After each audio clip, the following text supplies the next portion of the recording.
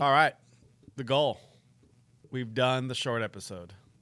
We did. We did. We've done the long episode. We have. Can we actually do one? We're like a drunk driver, correct and left, right? The pendulum is swinging. We're going down the middle this time. Down the middle. I think we just take it back to the basics. I like it. Yep. Back to the basics. I agree.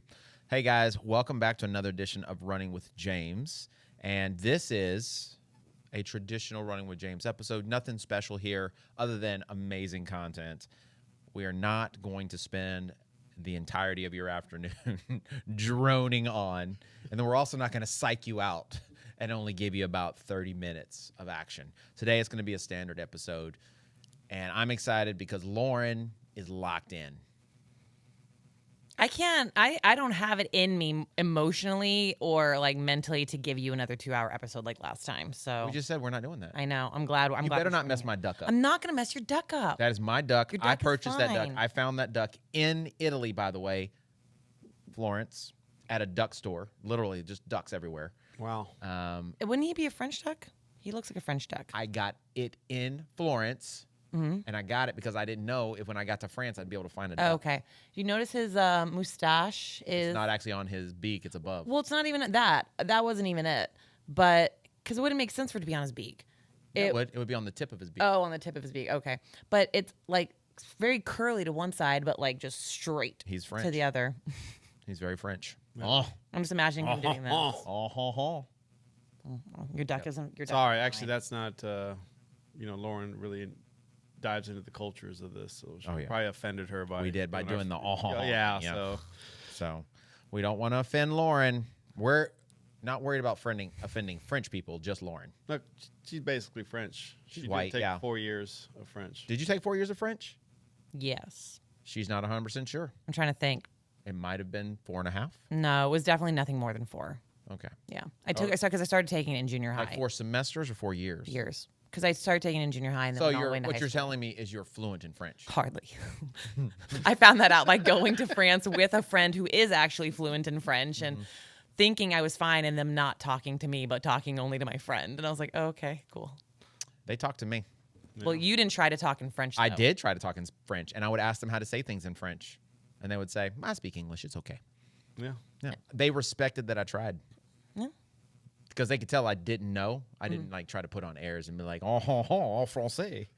Parlez-vous français? I'm really proud of you for not doing that. I wanted to. I know, I'm So sure you bad. did. I feel like Nice was much friendlier. Paris was like not as friendly in terms of like, I mean, I didn't have a bad experience, but I'm just in terms of warmth and all that. I felt like the people were just generally a lot friendlier in Nice. And then when I got to Paris, I mean, it was just like, everybody was moving along. Kind of Not at that ice cream shop we went to. Yeah. Remember that ice cream I shop? wasn't with you also. You weren't sitting down. Nope. You better be ready for your number. It was right. like the We don't play. The Seinfeld soup Nazi Yeah. episode. No soup for you. Yeah, no ice cream for you. That's it. Yeah, they were. You weren't ready. Yeah. Yeah. I don't know. Did you feel that way in Paris? When we went to a lot of the same places together. I mean, she was doing her own thing, so she wasn't with us. But like, I feel like most of the places we went to, they were friendly, but nobody was like. No, I thought that was a great vibe. I mean, seeing some of the news now, like riots and stuff. Yeah. I'm glad we went. Remember that first restaurant we went to? That was probably one of my favorite places we went to. It was the night we first got to Paris. And I think it was just you, me, and Leah that went. We got like a burger or something. Oh, that was nice. The little bar. Yeah, They were very friendly, and the English was nobody. They may have been pretending, but they didn't speak any English. No. We were just pointing. At You're menu right. items. No, we were deep in the heart of it. Yeah. We were off the beat. And it was path. packed, man. Yeah. It was packed in there. So that was good. But they were still very friendly. They were like, "Oh, Americans." I was like, "No, we're from Texas." Yeah.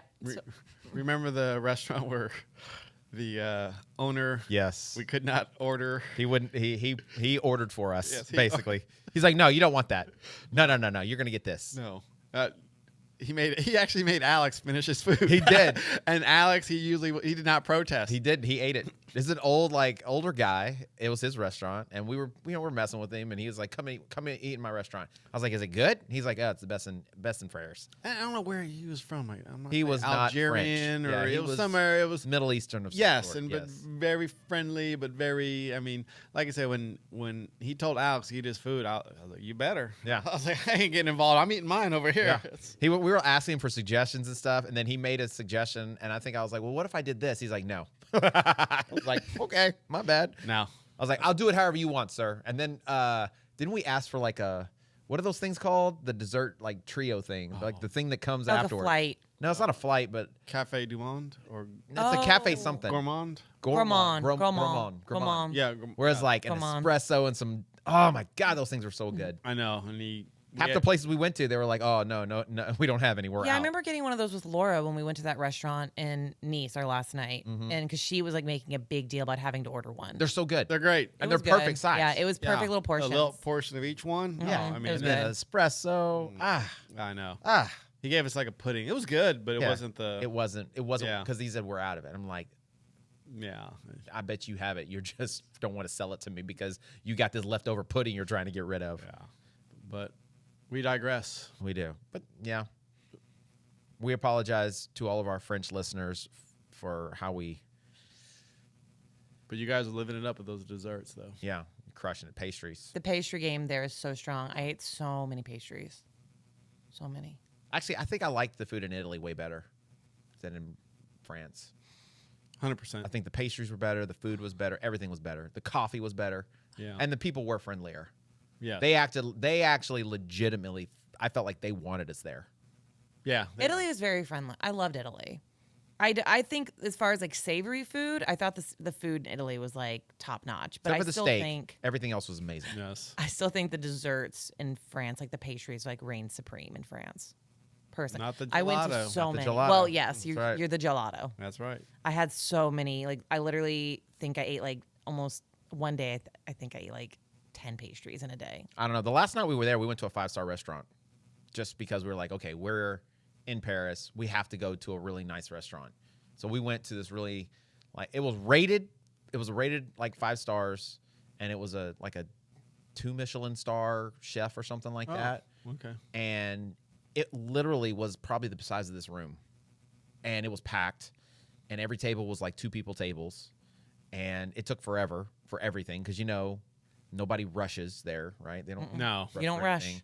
And it was okay. It was. I think I remember you going because you asked us, but they had nothing on the menu for Alex. For Alex, yeah. Yeah. So that's. Yeah. That's.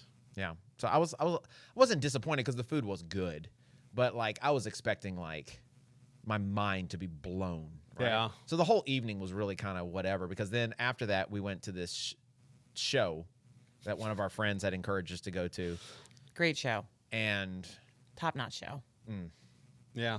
it was packed, and we were stuffed in there at a table where like it's a table for like 4, but they had 8 of us at the table. Well. And like you're sitting this way, so it's like me facing you. Yeah. But the show was over there, Yeah. so you're like, Well, I'm just gonna say you could. We invited you to come to the orchestra in the cathedral. That's what we with should have the gone. laser light show. That's what we should have It done. was incredible. yeah. But It was- you know what? One of our friends told us it was going to be this best show. You're gotta welcome. Go. It's amazing. And you know what? If you're into topless dancing, You are welcome. and like really big dudes wearing little bitty outfits, it was amazing. Welcome. It was amazing. It was a great show. And standing in line when they say to arrive at like 6, and then the show doesn't start till 8, and you stand in line for 2 hours in the rain. It was a good time. It was a great time. I had the best Never time. forgotten. Never forgotten. I've never seen so many boobies before in my life. You're welcome. I'm just like, we need to leave, Leah. We need to leave, Leah. Did she enjoy the show? She said she liked it. Alex might have had a heart attack if we accidentally took him. Yeah. To that. He would have. There were kids everywhere. Yeah, it's normal there. There were kids everywhere. I was like, how are you? Well, when I first showed up, I was like, okay, it's a safe show. We can watch this because there's children present.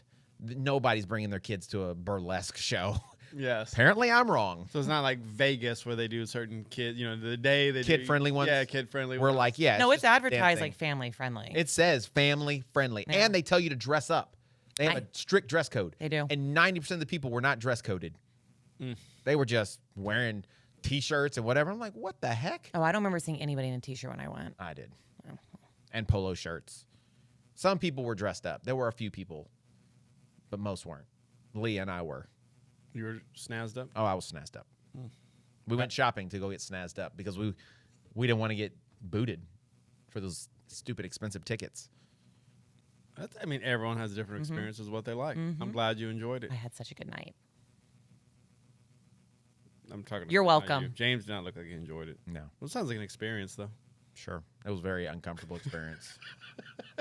Very uncomfortable experience. You know what? I haven't been that uncomfortable Since the since shower. the bathroom. Since the shower. The shower encounter. For those wondering what that is, You have to be on get the the Patreon now. Get the Patreon. It's worth it.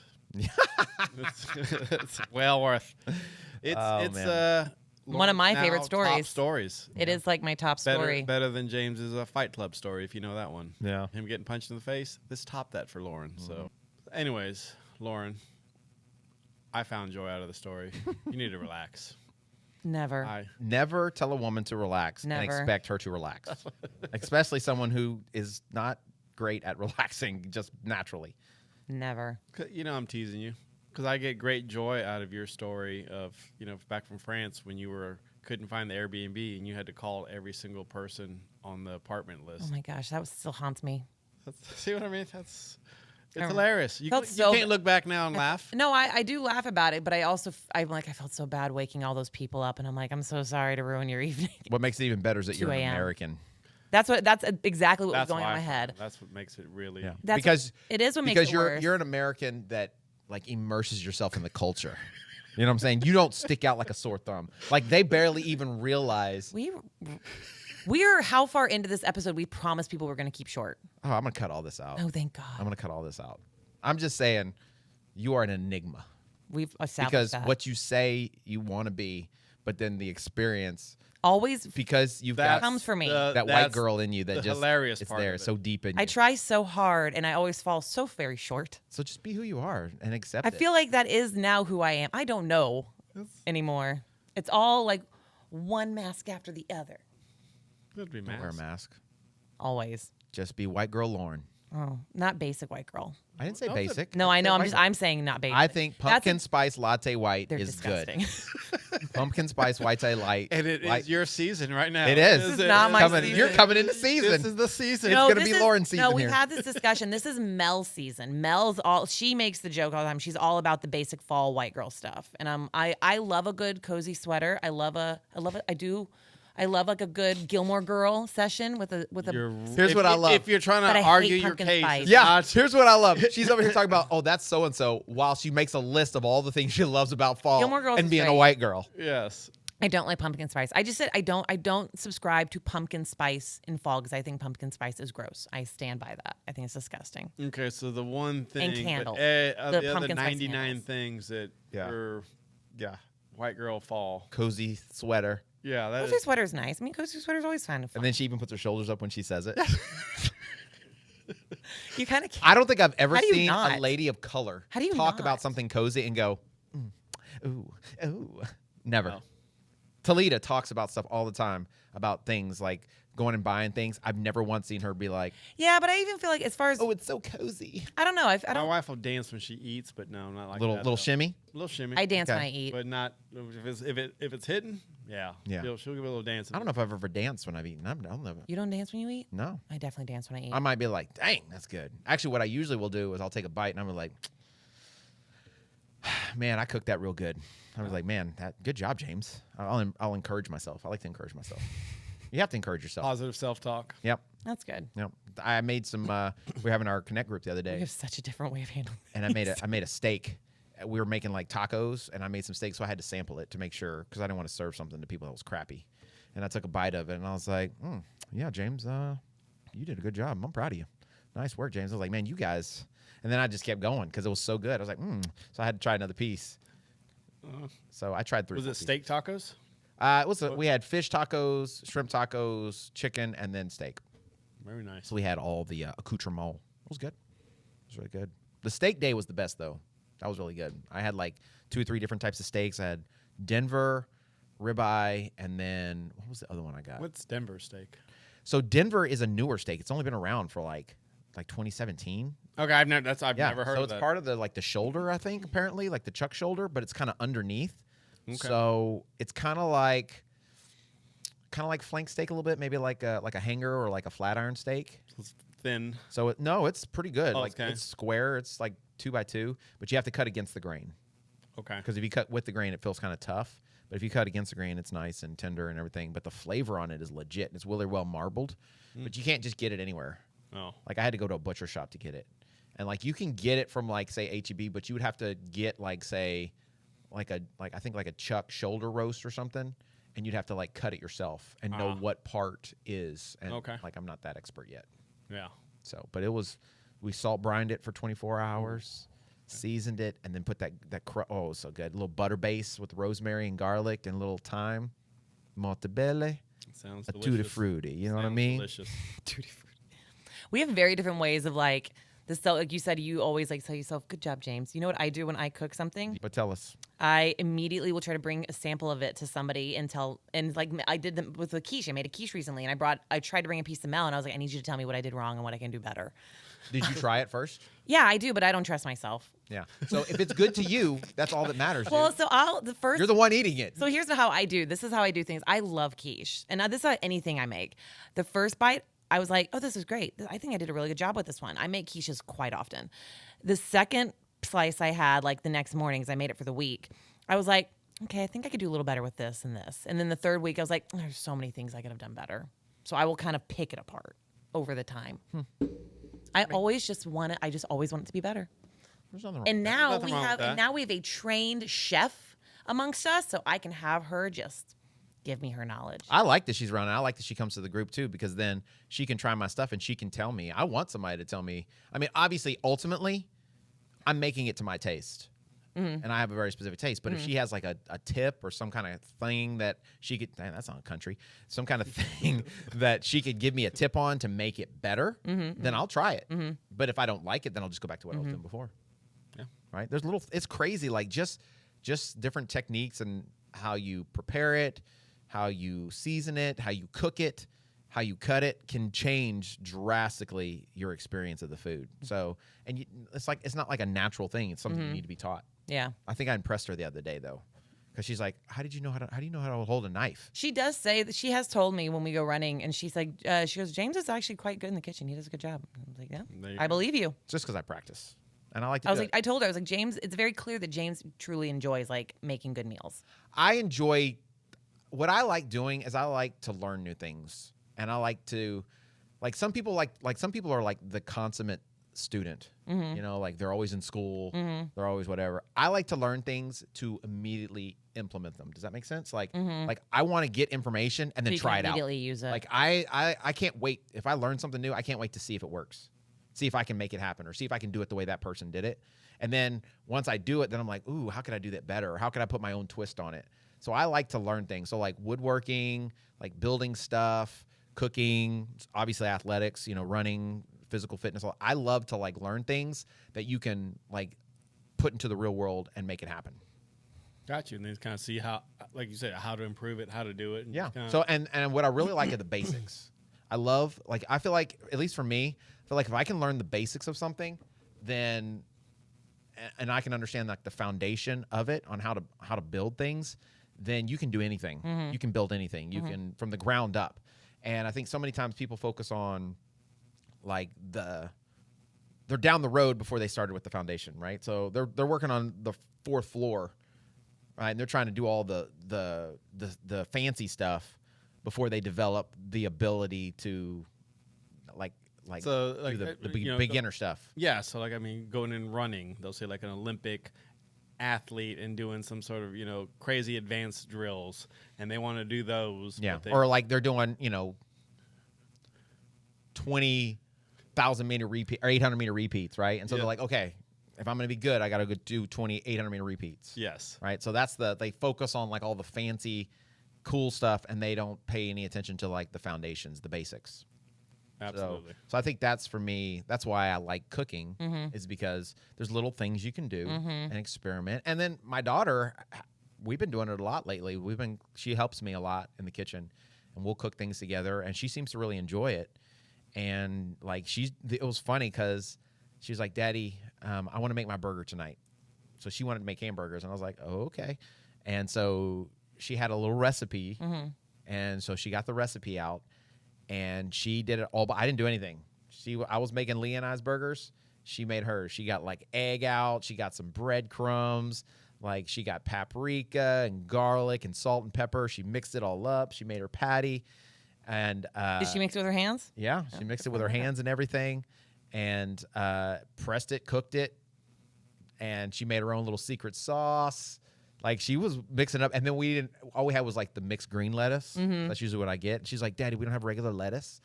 I was like, no, baby, I know. And there was a head of cabbage in the thing. She's like, well, here's some right here. And I was like, no, baby, that's cabbage. She's like, well, I'm using this. Oh. I was like, okay. She's like, well, I'm just experimenting. I was like, okay, go for it, Wow. girl. So I mean, like anybody can do that stuff if you just like learn, if you really follow instructions, and then experiment a little bit. Just throw a little of this in. A little flair. And sometimes you screw it A up. little bam. Yep. Does she like the cabbage? She just said she did. Oh. I don't know. She might have just been playing it off because she did. Just- Yeah, yeah. because she made it. I've gone this far. I'm going all the way. Yeah. That's- She even basted it. She butter basted it. After she cooked it for however long she was going to cook and got the temperature she wanted, she put a little butter and some rosemary and some garlic, and she was over there butter basting Oh, that's funny. the burger. Dang. I was like, okay, calm down, dude. That's Calm down. She's like, what? I want to make it really savory. I was like, okay. dang. So she's been watching too much. Do you ever Nick. have you seen Cooking with Levi on Instagram? Mm-mm. Oh, I need to send you that account. It's a dad who's clearly has a professional kind of cooking background, and he started his little 2-year-old cooking with him on videos, and okay. so he's always like, "What do you want to cook today?" The kid they'll obviously have something pre-planned. The kid will announce it. His kid's been learning to cook since he was 2. Yeah. And so he has his own knife. He like has all the things. He's like, it's so delectable and Nice. it's so cute. Nice. They're like, those are like my little happy moments on doom scrolling, is watching Levi cook. Well, I do enjoy the whole cooking thing, and I think it's a lot like training.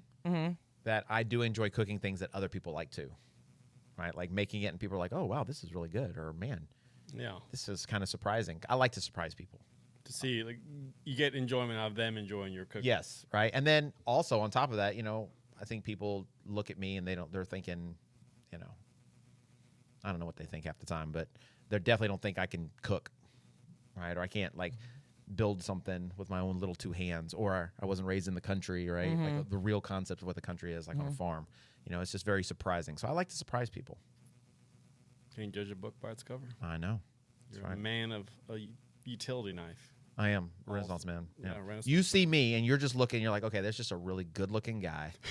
Absolutely. Like just like really expert at fitness and running. It can't be possible that he's that layered. Now he just knows how to He's pick that up dumbbells complicated. and run. Just dumbbells running. That's Yeah, it. and here you are. And cooking, I'm over here basting stuff. tossing it up. Yeah, that's. Yeah. Just Very blowing nice. minds left and right. What did you make that one time? Was it ramen? Yeah, That was really good. that was good. Yeah. That was a 15-minute ramen, and ramen usually Yeah, takes no, a you long time. You said it was a little bit quicker than you usually do, but it was good. It was pretty good. It was really good. Yeah. We have an issue. Every time we start talking about food, I immediately get so hungry. I'm with you. I'm really hungry now. I've just What have you eaten today? Not enough. No, today's not been a great day. I did have some toast this morning, and then I was really craving, I was craving like breakfast foods after the workout. So I made eggs, and I made me and my niece some pancakes. sounds delicious. So I had eggs and pancakes for like lunch. That's okay. But I need I do that all I the need time. more protein. I didn't do my protein drink today because I ran out of fruit. Why couldn't you do it without the fruit? I only had the flavor I have. I need fruit to kind of mask the flavor. Some of the chocolate I have, I'm trying to finish off the bag of chocolate. I don't like chocolate protein powder. So But why do you have chocolate protein powder? because I got it to try it. I was like, well, maybe I'll like it. Maybe I'll change my mind this time. And I don't, but I've been making myself finish it because I have it. So I do chocolate with strawberries or chocolate with banana. So at least I get some of that fruit in there. The chocolate strawberry is actually pretty good. But I was out of strawberries. No, I like chocolate, banana, and peanut butter. That's a good combo. That's my. That's a good one. I'll do chocolate. I'll do the chocolate, the bananas, and coffee. That doesn't sound good. No. So I haven't had enough protein today. I've been trying really hard to log my food I'm doing it for the next month, and it is a struggle bus because I'm trying to make sure I'm trying to track my macros, like actively track my macros. Does your coach have you do that? Yeah, she's having me do that, and she's, it's a struggle. It's a struggle. I hit my carbs and my fats easy. Hitting that protein's real hard for me. Yeah, usually hitting fat is not hard. No, Not hard at all. Especially if you're someone who tends to eat a little more I have on the veggie side or I have the So non-meat side. I mean, Yeah. I have a client and kind of same thing. I was like, let's do your food diary because some issues. How much protein you eating? Enough. How much is enough? Enough. So it's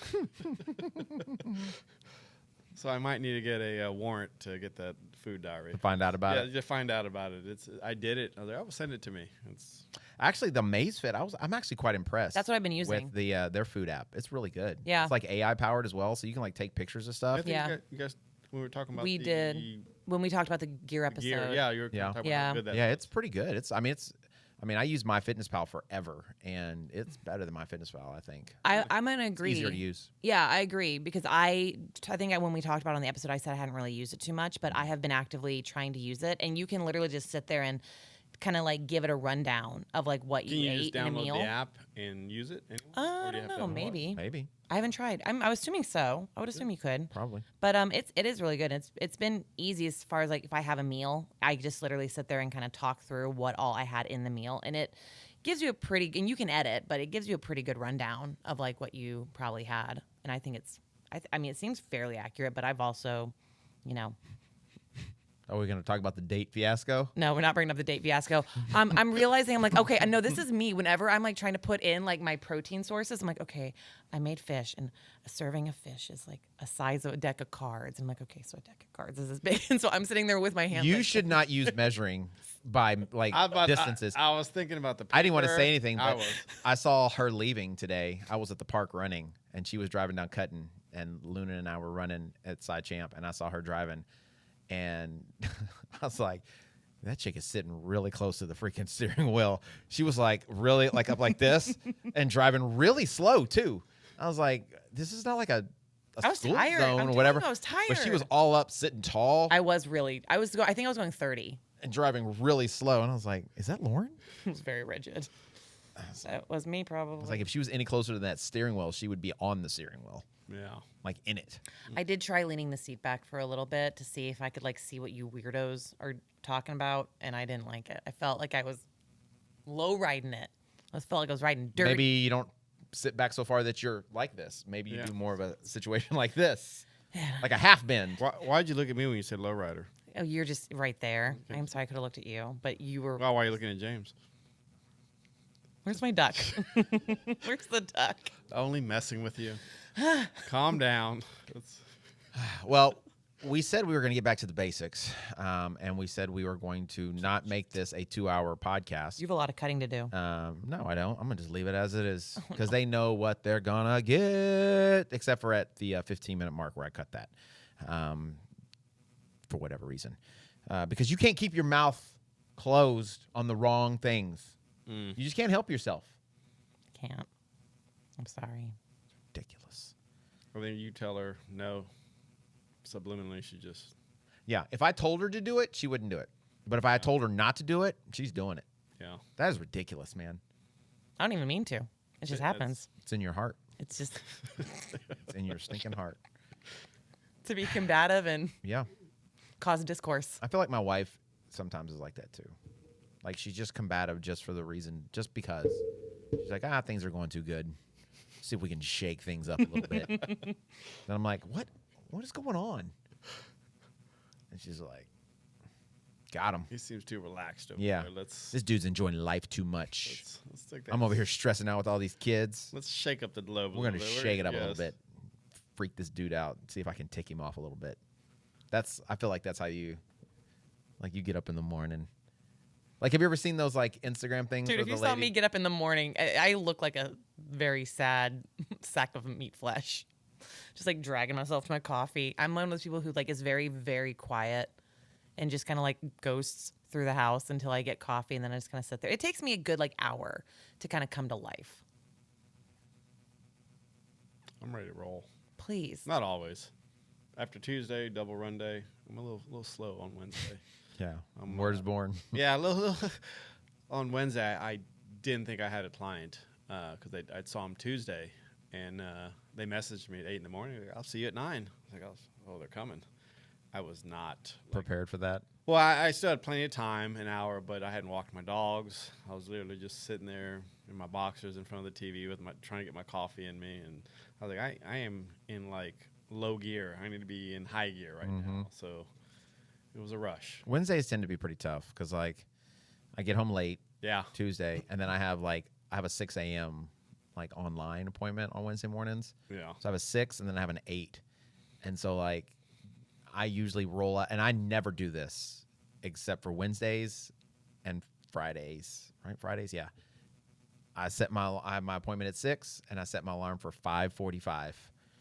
Just because it's online, right? Yeah. So I literally get out of bed. I still get in the shower just so I can wake up. I take this is the quickest shower I take ever. A little 5-minute shower so I can sit in front of the screen and look like semi-awake and alive. And then the worst thing ever is that I've got an hour before the next one. just enough you start. So it's not enough time for me to go to sleep. Yeah. But it's just enough to get up and like make breakfast and get some coffee or whatever. But yeah, Wednesday's tough. Wednesday's pretty tough. And once I'm awake, it's over with. It's done. But on Tuesdays, you teach the 5 a.m. class. Yeah, too. that's why it's so tough. Yeah. Because it's 2 early mornings, like back to back. And then they're both, like, Wednesday's not, I mean, it's not a long day. I mean, it's like, my first is at 6, and then my last class is at 6. So it's like a 12-hour day, right? But Tuesday's long. Tuesday's like, what, 5 to basically 9? Yeah, I know. We get out there late. Yeah, like 9 o'clock or so. That's a long, plus it's 2 workouts in that day, too. So Tuesday is like tough, man. I'm dragging on. Come Wednesday night. Come Wednesday night, I am like, I go home and I leave here like 7 usually, 7-ish. I didn't get out of here last night till like 9 because I had to teach for pastor. But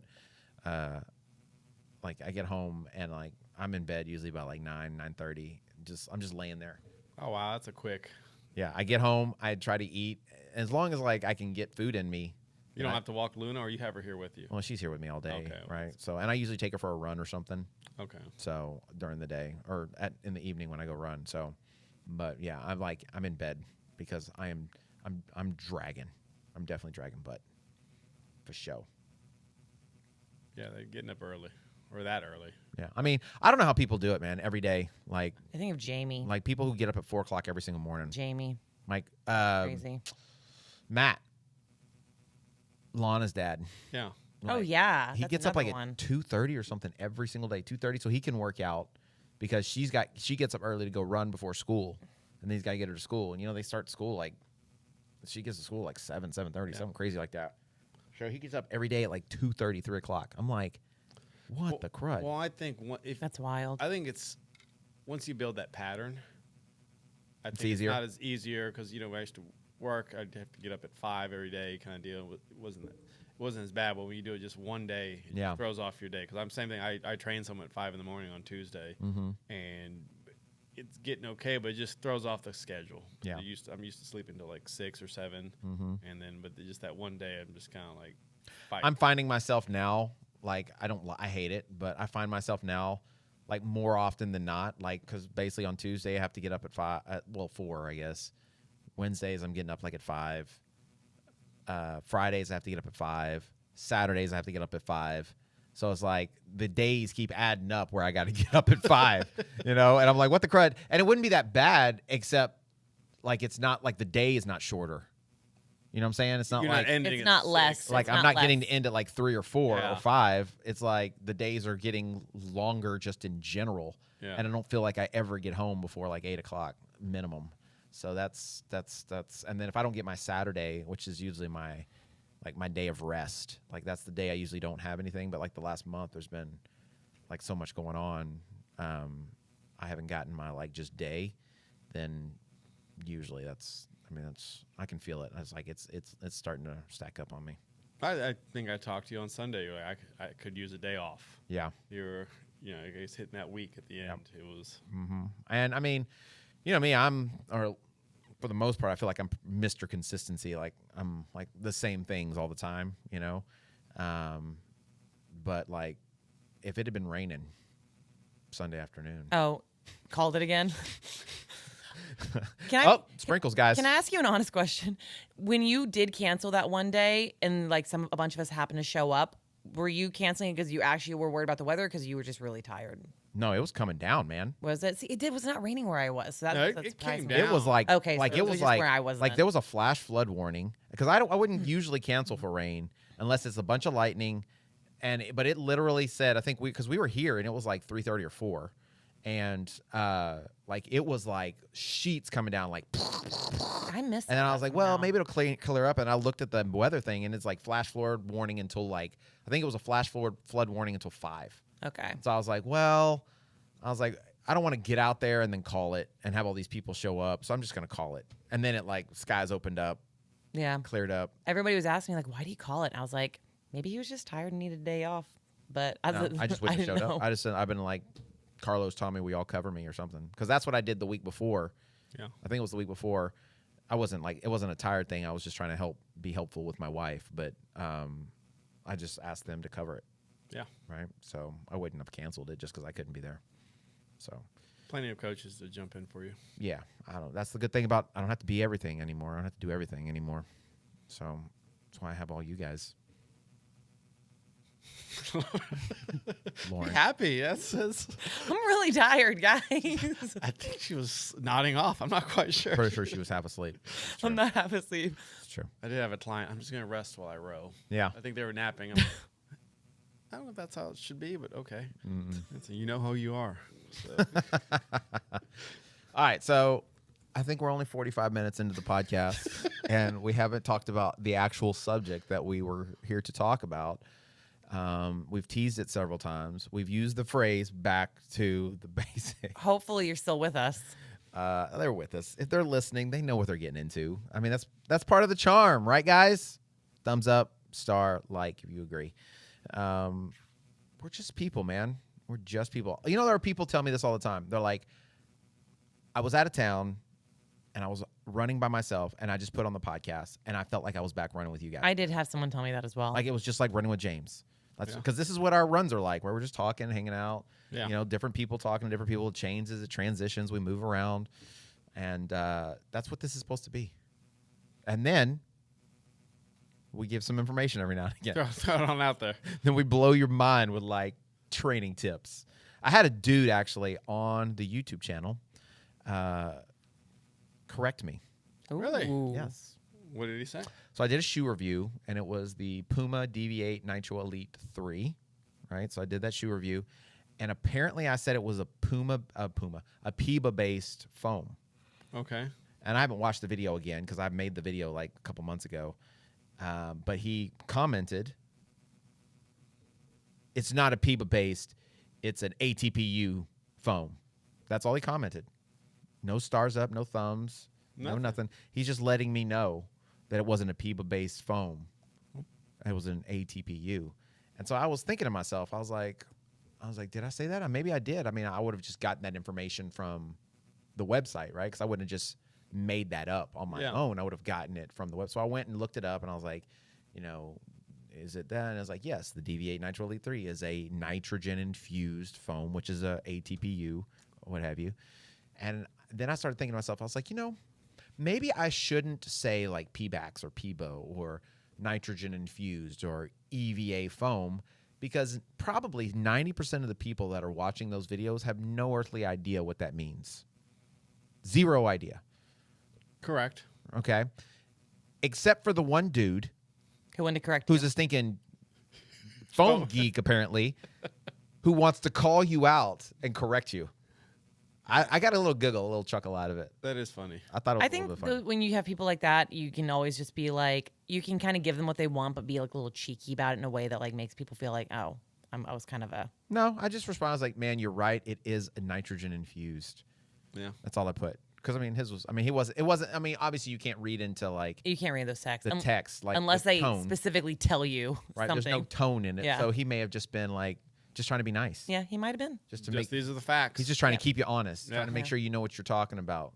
Yeah. So, but I mean, whenever I do these shoe reviews, I'm giving my personal opinion on whether I like the shoe or not. Yeah. I don't get any information from the manufacturers because I'm buying 90% of these shoes. And whether it's from the stack height, the drop, the materials being made, all that information I'm just getting like from like when my research online, right? So I'm typing in and I'm going to Puma, I might go to Roadrunner, I might go to Running Warehouse, I might go to, some other reviewer who's done a review on it or something to try to like compare information, because sometimes you'll look at a drop on a shoe or you'll see a stack height and like it's an Adidas shoe and Adidas has like it's a 39-inch heel and like a 32-inch forefoot, and then you'll go to like Running Warehouse and it's like it's a 38.5-inch heel and like a 33-inch forefoot. So like sometimes the information doesn't always match up. Yeah. The drop may not be exactly right, and so you're like, okay, you try to find the bulk of the information that you can find that kind of matches up, and then you make a guess, and you're just like, okay, I'm going to do my best to give you like what based off of what I've researched and what I feel, this is what it is, right? Yeah. And if I tell you it's got a 40 millimeter stack height in the heel and a 32 millimeter stack height in the forefoot, most people don't even know what the heck that means. Like they don't know if that's really high or low. I'm gonna start measuring mine. Yeah, that's what I'm saying. Start measuring them. And people don't realize this, but the stack height itself actually, even if it says it's 39 millimeters in the heel and say 33 in the forefoot, so that's a 6 millimeter drop, it may not be 39 and 33 for every shoe.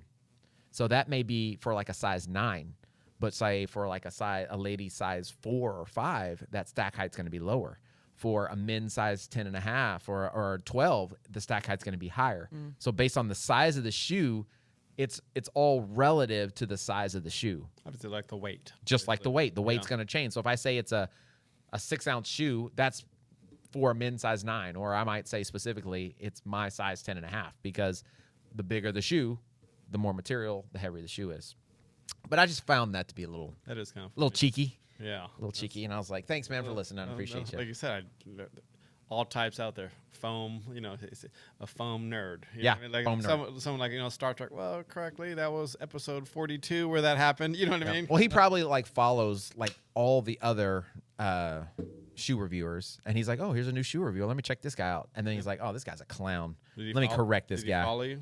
No. No. 90% of the people who watch and listen don't subscribe. That's a lot of people, I think. Yeah. What do you mean you think? It is a lot of people. Well, I think because when I go watch videos, I watch a lot of videos. I've subscribed to very few channels personally. Exactly. That's not. I'm subscribed to us. I am subscribed to us. I'm gonna go check. I am. I can show you right I'm now. gonna go check. I'm gonna go check. I am. But of the 4,000 hours, not minutes, but hours, 4,000 hours of watch time we got last month, 90% of them were from people who don't subscribe to the channel. That's crazy to me. That is. I mean, there's several channels I watch that I don't necessarily like subscribe to. Just I don't know why, but if you have the ability, subscribe, like, subscribe, share, Comment. like, subscribe. Oh yeah, comments. Comments are big. Yeah. Comments are extremely big, right? So because what the comment does is it shows you're engaging. So even if it's like correcting me or correcting Lauren, I would love for you to correct Lauren. That would be amazing. If you can correct Lauren on anything, that would be good, right? So as I was saying, getting back to the basics. Back to the basics. Get back to the basics. So what we're supposed to be talking about today is technique, form, running. Making a foundation for running. Building a foundation for running. That's it, right? So oftentimes, I think I told this story about, there was a kind of a study that came out that was sent to me one time because I've always been a big proponent of like improving form, working on drills, being more efficient. And they sent this. It wasn't a study as much as it was an article about someone who was saying that the body is very adaptable, and that you don't need to change your run form because your body's going to do whatever's most efficient. Yeah, right? I remember that. And so, to me, in the back of my mind, I'm thinking that's just someone who's lazy that doesn't want to do the work to get better, using an excuse, right? Maybe not, right? Maybe they were just trying to be encouraging. Okay, but yeah. Yeah. You're with the lazy part too?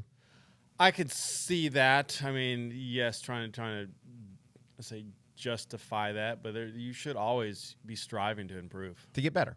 There are certain, I mean, we'll be going through it on postures of the running. We'll start talking about it here shortly, but there are certain just biomechanics for running that are just if you try to adapt to the running form, that's where you start overcompensating a certain way. Right. No, for sure. Yeah, I've heard someone that, I forget what was wrong. Something on their forefoot hurt, and this was a trainer. And then he's like, well, you know what? I figured out if I kind of hit on the side of my heel, I can still run. And then what do you think started hurting after that? Yeah, So the side of the Yeah, so it's kind of like, the body will adapt to a certain way, but it's not always the best. Right. Well, I mean, just working on your form in general, it helps reduce injury. It obviously improves, well, maybe not obviously, but it improves efficiency. And it can make running feel a lot smoother. I watch people all the time, and I see how much they bounce. And I can see it, maybe just because I'm so familiar with it now, but I can see someone running, and I can say, man, you are putting a lot of pressure on your joints. There's a lot of vertical oscillation, right? So an up and down bounce, and it's not very smooth. And I can see when you're wasting a lot of energy just because of you've seen it so many times, right? You've watched so many videos, and you've broken down so many different running forms, and so we push that foot strike isn't as important as where you land in reference to like your center mass, but there are so many different opinions out there on proper running form, and what I find is what's really funny is they're not necessarily wrong, but it's just like everything else. There's a more efficient way to do something for this particular activity and than there would be for this. So sprinting is different than like endurance running. So the mechanics for running are pretty much the same, but your mechanics that you would use for like maximum effort sprinting is not exactly the exact same thing you would utilize for like, say, running a marathon. I've seen like some of the sprints, it seems like their arms are a little bit more wilder, I would say. More drastic in their swing. Yeah. And even the way they pull and the way they drive, in through their stride is going to be different than the way you would do it that would be the most efficient for, say, like a marathon or a half marathon or something like that. So I think it just comes down to understanding that no matter what you do, if you work on building particular muscle groups, hamstrings, glutes, quads, calves, hip flexors, your core, and you work on doing drills, specific run drills, you will get better. You're going to be a better runner, and you are going to limit the risk of injury that you may have as you continue to build volume and you continue to build, intensity as well. No, absolutely. It's setting the foundation. Yeah, for sure. Or, we always get back to, people saying the myth, running's bad for you. Mm-hmm. And why is that? Is a lot of times improper form. Mm-hmm. Just running incorrectly, heel striking. You mentioned it before, heel striking, shin splints, knee issues. It just all kind of, goes into that correcting the form. A lot of times people will go to, I need a thicker shoe, than correcting the form. Like you said, it's kind of being lazy. I need more padding. More padding. Yeah. Instead more of cushion. Instead of getting to the root problem of what's causing the pain. Let's just put a Band-Aid on it. We're going to double that cushioning. Mm-hmm. We're going to still keep running the same, but now it's going to lessen the impact. So that's one of the things that I don't want to say it's like a pet peeve, but it's one of my things that I like to. I'm not even sure what it would be called, but let me say what it is. So like the inserts. Mm-hmm. Like the shoe inserts, right? Mm-hmm. You go and you get your foot tested to see if you're a pronate or you supinate, you're over pronate, whatever it's going to be. And they say, okay, well, since you do this, you need a stability shoe, or you need to put this particular insert into your shoe. And for me, when I see that someone, maybe their arches collapse or maybe their knees collapse, what that tells me is that there's an imbalance that we need to address. Mm-hmm. So instead of saying, okay, maybe in the beginning, maybe use a stability shoe. Maybe in the beginning you put some support in there or whatever. But ultimately the goal would be to create the muscular structure so that your body moves more efficiently and that's not an issue anymore, because that's not usually something that is not fixable. That is something you can address, right? So like if your knees are collapsing, oftentimes it means your glutes are not activating and they're probably not very strong. And so if you start working on your glute medius, your glute minimus, or what have you, it's going to help support those knees from collapsing in. If you're people call them, like, I guess, what, flat arches, or Okay. Flat foot. you're flat-footed or something like that. Well, calf strength, foot strength, all those are things, even mobility, all those are things that you can like work on and get better at. And so like what you're saying to me, I think those are all like not even fixes, but they're like ways to kind of, it's like the knee things when people put the Braces on. the little things underneath their kneecap so that they don't feel, because they get runner's knee, right? Yeah. And really what they need to do is start stretching and foam rolling and stretching out their quad and addressing what the issue is, instead of like putting on some kind of wrap. Did you do a 12-mile run and you run in 10 miles a week? Exactly. Or that's Total. what you've been averaging. Yes, Exactly. It's yeah. all. So it's it's just like you're doing these little things like that, when really there's other causes or other problems or other ways to actually, for longevity's sake, address it and fix it. Yeah, 100%. So there was I found this study. It's this British Journal of Sports Medicine back in 2012, and it was I guess a professor or whatever from Harvard University, and they did a study on the foot strike and injury rates in college runners. And so the foot strike patterns and injury rates in endurance runners, it was called a retrospective study. And so the study was of 52 middle long distance college runners, found that those who habitually rear foot strike or heel strike Okay. had about twice the rate of repetitive stress injuries compared to forefoot strikers. Okay. Now, we always talk about, like, instead of worrying about where you land on your foot, we talk about where you land in reference to your center mass, right? Mm-hmm. So not overstriding, right? Because that can slow you down. And then obviously, or maybe not obviously, but also your legs tend to be straighter, so you tend to be less absorbent on your muscles and more on your like joints, knees, ankles, things of that You're almost nature. putting the brakes, like you talked about before. Yeah, basically kind of slowing hitting the yourself down brakes. while also creating more force on things that weren't really meant to absorb impact. So like your knee joints, your hip joints, Mm-hmm. So kind of versus, using that energy to kind of propel you. letting your muscles be the kinetic energy they're supposed It's, to be. Going back into the body. Yeah. So what it said was, it was kind of fascinating to me that while overall injury rates were high in both groups. So they had high injury rates in both groups, okay? Forefoot and heel striking. Okay. Because they were all overstriding. That's the thing. Okay. That's what I found very interesting, was that 74% had moderate to severe injury per year. So 74% of these runners had moderate to severe injuries. Okay. But there were twice as many injuries in the people who landed on their heels as opposed to their forefoot. And when I look at that, I would think, okay, well, even if they're overstriding, probably it was because when they land on their forefoot, they're engaging their calf more. So at least that's a muscle group that is being engaged, as opposed to your heel. Basically, you are just sending all that impact right up your heel, straight through your tibia, through your femur, right up into your knee joint, to your cartilage and all your different joints. And so, I would be willing to bet, they didn't put that information up, but I'd be willing to bet they probably had more stress factors that way, and probably more like tendinitis type issues.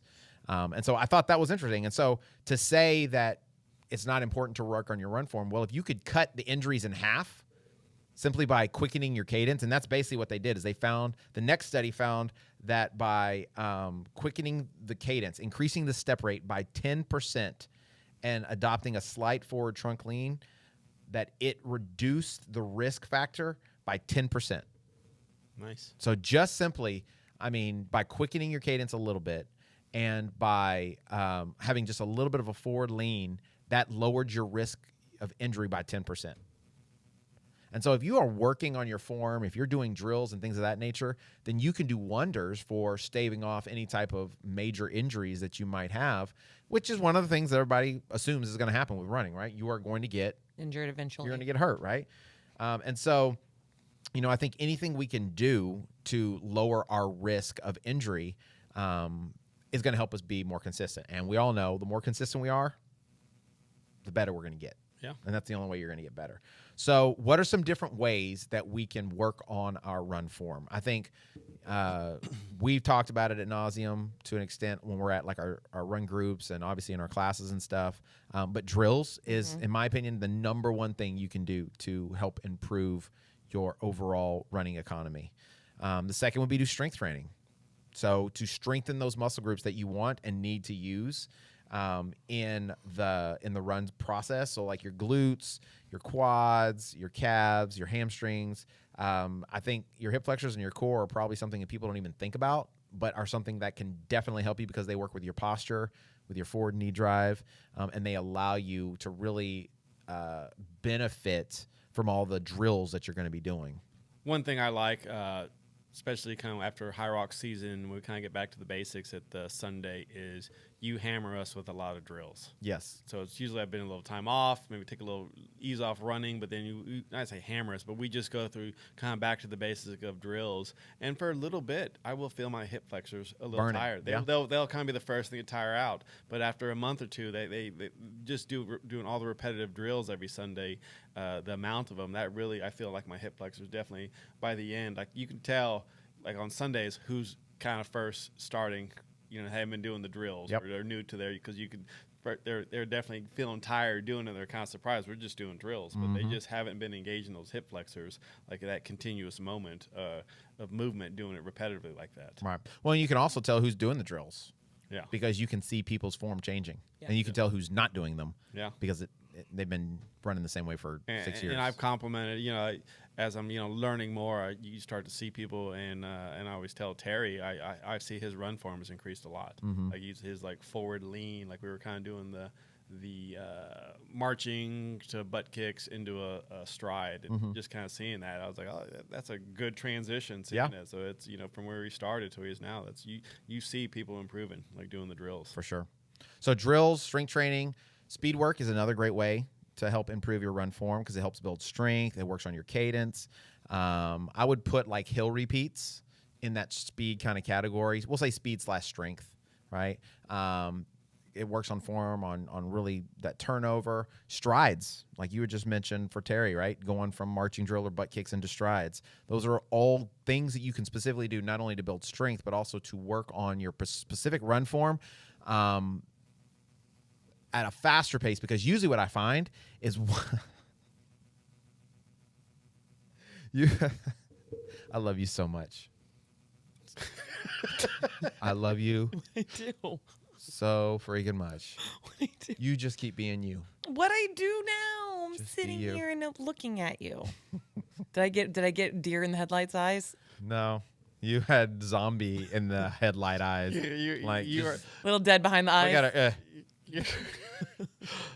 And her hat too is like, like me at track. yeah. Today. You look like she looked like she's been robbed. That's what She was doing 800 repeats. Yeah. In between sets here. That's exactly right. With this duck sitting on a freaking knee. My God. So, but those are all ways that they're strengthening, but they also help to work on that efficiency in your form. And then mobility and recovery. With lifting specifically, I try to teach people that if you can work on your mobility, so your hip mobility, ankle mobility, shoulder mobility, it's going to help significantly in getting stronger, because you're going to be so limited in what you can lift on your range of motion, because there are certain muscle groups you just aren't going to be able to activate if you can't move effectively. And so learning to, get deeper in a squat, learning to being able to keep your heels on the ground, maybe staying upright when you're trying to get deep into a squat, being able to rotate your shoulders effectively, having full range of motion on a rotation can allow you, from pull-ups to muscle-ups to handstands to, overhead presses. All of those things become much better and much more efficient when you have good range of motion. People don't realize, when training, lifting, just like you said, mobility is the foundation. It is. If you're trying to, like I said, you can't come down to full squats, you're going to limit yourself on how strong you can get. Yeah. Possibly injure yourself. Yeah. So if your mobility is not good going to full range of motion, you're kind of building on a faulty house. Well, and once you start doing more like active sports, like say high rocks, your time is going to be limited if you can't get your body in the right kind of position. Yeah. Because you're going to be inefficient. You're gonna get no repped. You Yeah. know, there's gonna be all. I mean, how many times have we seen videos for like the wall balls or what have you, where people are either getting no repped or they should be getting no repped because they're just like they are not physically capable of doing a good. No. Or the other big one that I would no rep people at a lot is burpees. Because they're a lot of, specifically men, a lot of men have a hard time getting into that low squat, keeping their body close together. So a lot of them literally do the fall forward Kind of just because they can't keep same their thing with the hands. wall balls. That Yeah. it's the mobility, be able to get in a squat. And the ankles and the hips, yeah. You'll see them go down and their heels will come off the ground, or they hinge rather than they squat. So their hips go backwards, and so their butt's not going down, their butt's going back, like they're doing more of a deadlift. So that their lower body goes a certain distance, and they compensate by, like I said, Bending hinging over. back and chest coming forward. Right. So you can't get in a rhythm. You're also not getting deep enough. And then when you start to come back up again, you're not using your legs to throw the ball. It's all upper body. Yeah. So the same thing can apply for running. Whereas if you're not landing under your center of mass or within reason, if you're not falling forward at the ankles, if you're not getting a good turnover, so if like your heels are not opening up behind your body, you're landing in front of yourself. Not only do you slow yourself down, but there's so much wasted energy that will happen. Because oftentimes those individuals do two things. They bounce a lot, so they have a lot of vertical oscillation, and they have a lot of hip dip. So as their right foot lands, their left hip dips. As their left foot lands, so it's like sashaying a little. right. So you're just completely beating up the glute minimus and the glute med, which are smaller muscle groups, and they're meant to kind of help support the knees, and they're meant to help to support that lateral hip stability or what have you. But when you're constantly beating those things up, they get tight. You get impingements. You might get adhesions, and then they pull on that fascial tissue, or they pull on those tendons in your knees, and then you got IT band syndrome, or you get patella syndrome. You get like basically tendonitis in your patella tendon or something like that, and so you feel like, oh, I'm getting bad knees, when really it's just you're creating these imbalances. You're overusing muscles that, in a way that they're not really prepared for. And so by correcting the form and strengthening the muscles, you eliminate all that. And then what's crazy is now you're not running with as much effort. Efficient. So you're more efficient. So you're able to go as fast or faster with less effort. Well, that's free fitness as far as I'm concerned, right? So that means you are literally moving at a quicker rate. It's like taking I think of a parachute being on your back. Oh, yeah. It's like literally dropping the parachute And then just taking off. and being able to take off. Yeah. And so being able to work on those things. And so the best way you can do that, we talk about strength training, we talk about mobility. Those are ways to like prepare your body for it. But the best thing I feel like you have to do is you have to teach your brain how to do something new. That's really what you want to do. You have to teach your brain, because your brain is in charge of everything, all your nervous systems. It's the thing that's telling the rest of your body what to do, when to do it, especially when you're doing more intense activities, because the first thing that happens is your body's going to divert blood flow from non-essential organs to whatever muscles that are being worked to create that energy. And so you're getting limited oxygen to like your digestive tract. That's why you use like gels and like electrolyte drinks, because they're easier to digest. Your brain gets less oxygen. That's why it's hard to keep track of, are we on lap 2 or lap 3 of high Race rocks? brain. Right? You get race brain. And so if you can create very strong neuromuscular pathways, then you don't have to think about it. It's just a natural thing. I was just about to say that. I was like, every Sunday you tell us that. That's why we're doing those drills. They're brain exercises. What are we doing? And then Jonathan will raise his hand, and he'll be the only one. Yeah, he'll be the only one answering. It's like he's the only one using his brain. The rest of us are. Yeah, deer in the headlights. So, but and that's what drills are, right? Drills, yes. I think, like you said, the hip flexors. You're going to be using the muscle groups, and you're going to feel them. But really, more than anything, I think what fatigues you so much when you're doing drills is that you're thinking so hard. Right? If you're locked in and you're focused on like being very deliberate with the drill itself, it can be very tiring because you're thinking so much. Yeah. And the more you do them, especially when I first started, I would have 1 or 2 days where that's all I did was drills and strides. I'd go run, 2 or 3 miles, and at the end, it would be like a junk mile day. At the end, I would do like 10 strides and a bunch of different kind of drills. And I would be tired after that. It was good the next day. I felt great because it got help with blood circulation and all that good stuff. But like I would be just like mentally exhausted because trying to like get my foot in the right place and get my knee high enough or keep my toe in dorsal flexion, and I mean, you see how it is on Sundays sometimes. Like some of those drills you got to like think about. Yeah. You know, people look a little goofy. You know, they look. My favorite thing, less karate chopping. Yeah, Just like karate chopping, hip swaying, salsa dancing. You know, the C skip is one of my favorites because, you know, where you're coming up and you're bringing the hip out. I'm horrible. I need to work on it. Hilarious. Oh, no. I feel like it's the only one I'm really good at. I don't know. Maybe. I have Luce I don't know. loves coming behind me. Yeah. We do drills just because she'll giggle just anytime I mess up. So She's enjoying the show. Oh, especially that one. I was like, you go in front. She's like, oh, no. Yeah, So, the B skips I think is another great one where you're hate extending those. the leg out because people all just look like can dancers.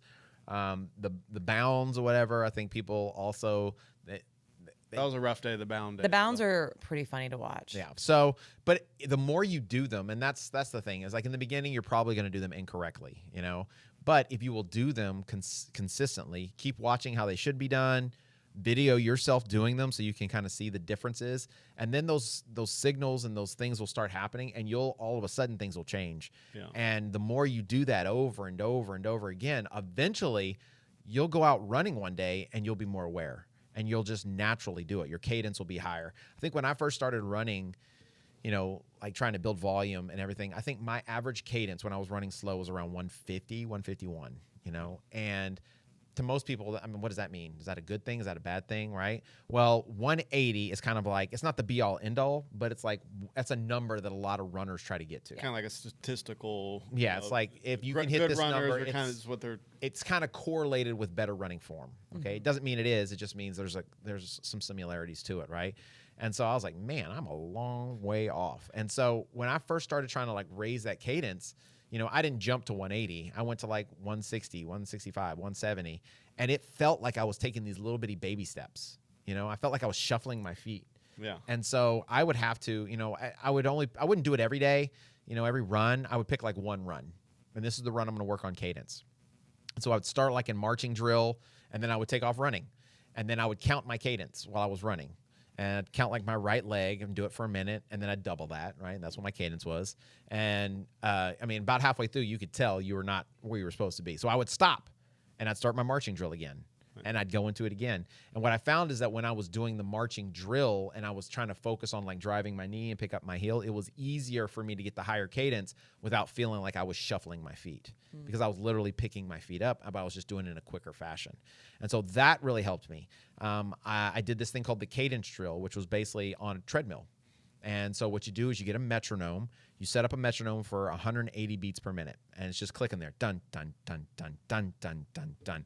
And I listened to it and did it so many times, I feel like I can be on 180 at any point in time. Like I know what 180 beats per minute is. Like that's the cadence right there. Dun, dun, dun, dun, dun, dun, dun, dun. So you start at 0 and the treadmill's not moving, and then you start in that marching drill with 180 beats per minute, and you're trying to hit that beat. And then after about 30 seconds, you turn the treadmill on, and it's going, you know, half a mile an hour, something slow, but you're focused on keeping that marching drill. And then you do that for 30 seconds to a minute, and then you increase the speed. And so you slowly, every 30 seconds or so, you increase the speed, but the goal is to keep that 180 beats per minute and focus on driving the knees and picking up the heels. And it's really cool. If you will record yourself, it's really neat to see what happens is that as the treadmill speeds up, and even if you keep the 180, and you should naturally increase your cadence as you get faster. Did you look at her? No, I've already seen it. I'm trying. Did you look at her? You trying to focus? I'm trying to focus. I hope, look over here, I hope guys. you video for this. Oh my God! So, so you as the cadence stays the same, what you start noticing is you start opening your stride up behind you, Yes. right? And so most of the time when people speed up, what I see is they always overstride more. They take bigger steps, and they're trying to cover more ground. And what we want to ultimately do is try to open our stride up behind us and cover the ground behind us rather than in So front the of us. front should be looking. You should be laying in the same spot. Almost in the same front, spot, yeah. But you're behind you. Your heel comes closer to your butt. So they kind of like that circular motion of the leg. Almost. It's behind more you. kind of like an oval, kind of weird and shape. kind of But bringing yeah. it across. Kind Yeah. Of deal. So, but it's like, so we have on the YouTube channel, there's a video. So we did a drill of it. So if you want to check it out, just go to the Running with James YouTube and just type in cadence drill or what have you. And it's a really good drill. I feel like that really helps with increasing that cadence in a very positive way, right? Yeah. And so using that marching drill, or you could do it with butt kicks as well. I think either one of those would work well to get the stride and the turnover. But by doing that, what I feel like really helps is it helps you with your vertical oscillation, so you're not wasting energy up and down. And it also helps with that turnover that you're not landing in front of yourself, essentially putting on the brakes. Yeah. Right. So that's a good drill really to do. And so drills, I think, are probably the be all end all when it comes to like really focusing on improving your efficiency. Elite runners will take days where that's all they do. They just do drills. You know, sprinters, most of the time they just go and do drills out of the blocks on the track. They're not doing a ton of running, right? They're doing strength training. They're coming out of the blocks. They might run a total of 400 meters in their workout, you know? But they're constantly just working on the form because mechanics is such an important part of what it is that they do. It's funny. I just had a training session with a client last night, and we did their tempo work on track.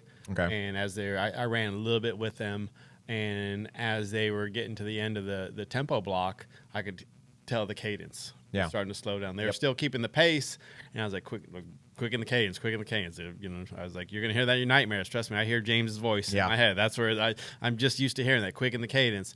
And they held their pace throughout the whole thing. I was like, I guarantee your data is gonna show your cadence. It's higher, It's going slower. Yeah, well, when you're getting tired. When they were getting tired. And as soon as we pulled up the data, they held the pace, but you saw that cadence go from 175, and at the end you just saw that graph just go down 167. And they were like, well, I held the pace. I was like, but you were working harder. Yep. You're wasting energy. It was, yes, you held it, but you weren't as efficient. Right. And they were like, well, how do I work on that? Drills, like the marching drills. Think about that marching drill.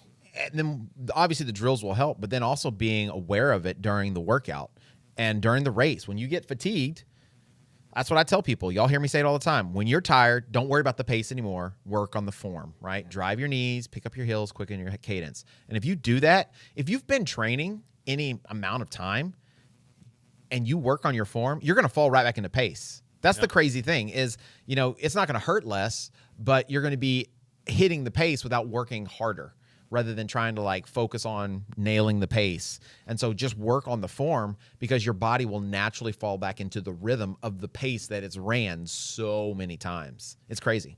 No, I had this several months back. I was doing a tempo run and I was pushing hard, and I got sloppy with my form. You could feel it? I definitely could feel it. I was pushing the pace. I just gritted it out, and I got my tempo, but I felt like my form was just bad. And sure enough, later on in the day, I could just feel it in my shins. I was overreaching, and I was like, nope. So now, if I'm not feeling the pace or I'm a little tired, I just work on that cadence. And 9 times out of 10, like you said, that pace just kind of shows up. Yeah. So once your legs get a little warmed up and just keeping that cadence, you just kind of go right into that groove. Nice.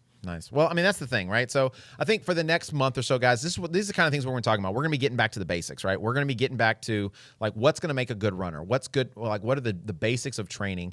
And technique and form, I think, is one of those foundational things, because it takes time to build up volume. It takes time to build up aerobic capacity. It takes time to build strength.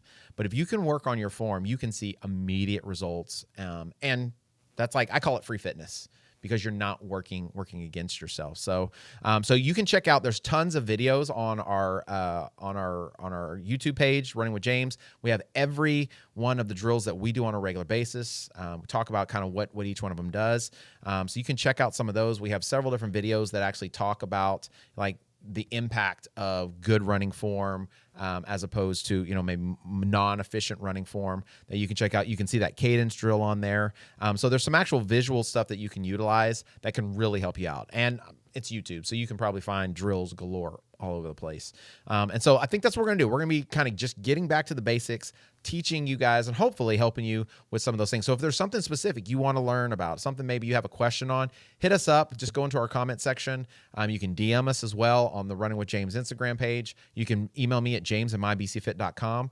If there's something you want to kind of talk about, and what are some questions, I actually looked up what are the most searched topics when it comes to training. Number 1 was efficiency and run form. Number 2 was limiting injury. And then number 3 was, how do I run a marathon? Well, they all go hand in hand. They all do, right? So they all help each other. So we're going to be talking about it over the next month or so and getting into it. So if you like this kind of content, guys, if this is the kind of stuff you enjoy, please make sure you stay tuned in. Also, you can rate the show, follow the show. You can check out Lauren at the Backyard Bohemian. Hopefully, she'll be awake there. You can also follow Carlos at Los200. I'm awake. You can check me out at mybcfit.com, Running with James, and BC Coach James on Instagram and on Facebook, guys. So thank you for coming in today. I'm trying to make sure we don't hit that 2-hour mark. Check us out on Patreon as well. If you have the ability to support the show, you can become a Patreon member and get all kinds of extra content, all kinds of cool stuff. And then another way to support the show is check out our website, mybcfit.com. You can go check out our gear. Really cool gear, and we're constantly updating it. There's always new things, new colors, new things, and there's some new stuff up there, new hats up there right now. So go check those out and cop yo gear. So, guys, thank you for coming in. We appreciate you. Finger building up. the dream. Building the dream. That's right. Let's get that in there. Go ahead.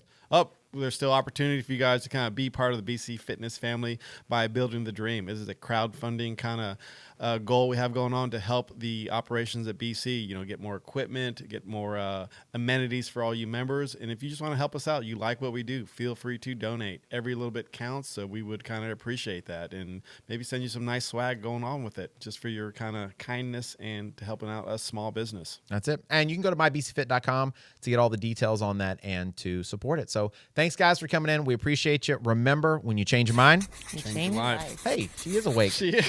She's alive. It's going to be the alive. Lauren Dead episode.